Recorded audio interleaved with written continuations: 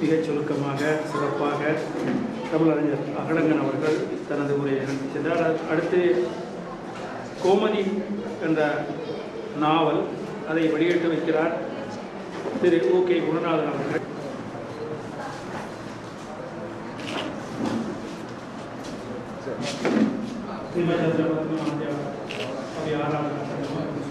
සියලු දෙනාටම ආයුබෝවන් வணக்கம் அஸ்ஸலாமு அலைக்கும். நான் நீண்ட நேரம் பேச விரும்பவில்லை. ஆனால் என்னுடைய நண்பர் திரு உபால் நீண்டாரன் அவர்களால் மொழிபெயர்க்கப்பட்ட கோமதி என்ற நாவலை நான் வாசித்தேன். அந்த நாவல் எனக்கு மிகவும் பிடித்தது. இதுக்கு பல காரணங்கள் உண்டு. ஒரு காரணம், இந்த இலக்கியம் என்பது எனக்கு மிகவும் விருப்பமான ஒரு பாடம். நாம் பேராசிரியர் பல்கலைக்கழகத்தில் மொழிபெயர்ப்பு சம்பந்த ஒரு பட்டப்பின் படிப்பு டிப்ளமா கற்றுக்கொண்டிருக்கும் போது 5 சிறுகதைகள், தமிழ் சிறுகதைகள் சிங்களத்துக்கு மொழிபெயர்த்தேன்.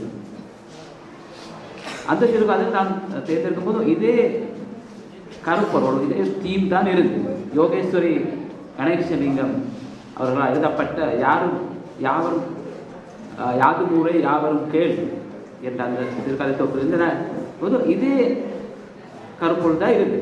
எனக்கு இதுக்கு மிகவும் பிடித்தது. இன்னொரு காரணம் நான் சொல்ல விரும்புகிறேன். அந்த சிறுகதைகள் யோகேஸ்வரி கணேசலிங்கன் அவர்களால் எழுதப்பட்ட அந்த சிறுகதைகள் வாசித்த பின்பு தமிழ் மக்கள் பற்றி என்னுடைய அதுக்கு முன்பு இருந்த அன்பை விட பல மடங்கள் அந்த உங்களை பற்றி இருக்கிற மதிப்பு அன்பு கூடியது.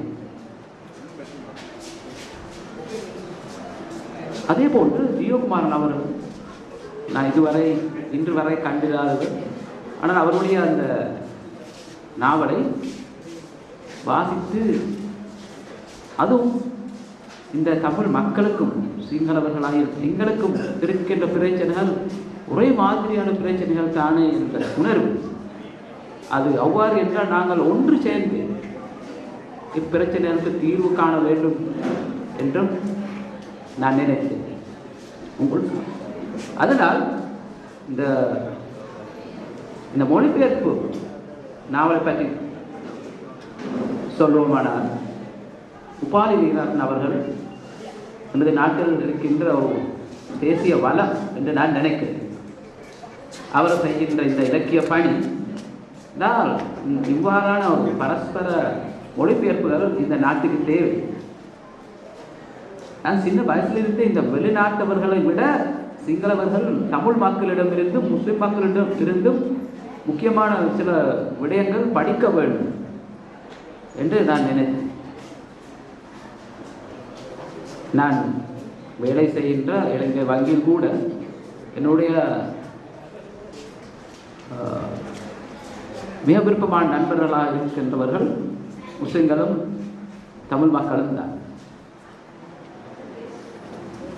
அவர்களுடைய அந்த கலாச்சாரத்தை பற்றி படிக்கும் போது எங்களுக்கு சிங்களவர்களாக எடுக்கக்கூடிய பல முக்கியமான விஷயங்கள் இருக்கும் என்று நான் அவதானித்தேன். அதனால் இப்படியான மொழிபெயர்ப்பு முயற்சிகள் நாங்கள் பாராட்ட வேண்டும். அதே போன்று திரு ஜீவகுமாரன் அவர்கள் தேர்ந்தெடுத்துள்ள அந்த கருப்பொருள், அது தீம் தமிழ் மக்களுக்கு மட்டுமே, அது சிங்கள மக்களுக்கும் இதே பிரச்சனையில் உள்ளது. எமது இலங்கை விட்டு வெளிநாட்டிற்கு செல்லும் இலங்கையர்கள் நாட்டியம், சொந்த மண்ணையும் கலாச்சார பழக்க வழக்கங்களையும் மறந்து தம்மை தாமே ஆன்மீக ரீதியாக அழித்துக் கொண்டிருக்கின்றது நாங்கள் காணக்கூடியதாக இருக்கு.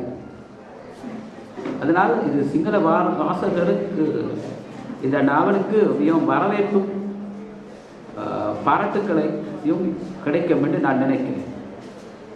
அந்த நாவலை பற்றி நீண்ட நேரம் பேச நான் விரும்பவில்லை. நேரம் மிக வேகமாக போய்கொண்டிருக்கிறது. ஆனால் ஒன்று மட்டும் சொல்ல விரும்புகிறேன். தமிழ் மக்களுடைய கலாச்சாரங்களும் தமிழ் இலக்கியத்தையும் வளர்ப்பதற்கு உங்களோடு சேர்ந்து சிங்களவர்களாக இருந்தாலும் நாங்களும் ஒன்று சேர்த்து பாடுபடுவோம் என்ற இந்த உறுதிமுறையோடு உங்கள் எதிர்காலத்தை மிகவும் வளமான ஒளிமயமானதால் எதிர்காலமாக மாற வேண்டும் பிரார்த்தித்து நான் விடைபெறுகிறேன்.